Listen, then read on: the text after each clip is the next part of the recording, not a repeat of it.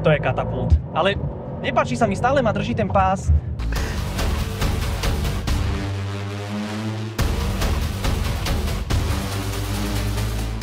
Dnes tu budem v roli predskokana, takže Marošovi idem poriadne zahriať auto a nielen auto, ale aj brzdy a pneumatiky, pretože máme tu karbonkeramické brzdy, ktoré budú veľmi dobre brzdiť, respektíve mali by aj po niekoľkatých ostrých kolách.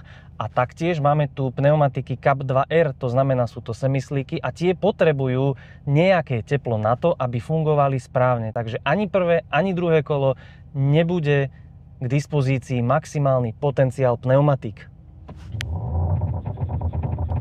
Toto zrýchlenie je velice návykové. Pneumatiky už sa zarezávajú, to už sa začína zakusovať do asfaltu. Brzdy, mám pocit, že ešte lepšie ako v prvom kole.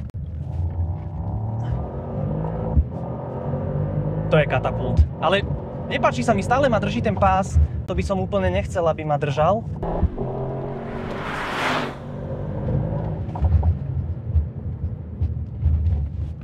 Toto bolo dobre načasované, ale tá prevodovka mi tam zahaprovala trošku. Ale keď zasiahne tá tračná kontrola v tomto medzirežime, tak zasiahne príliš ostro a to ma spomalí.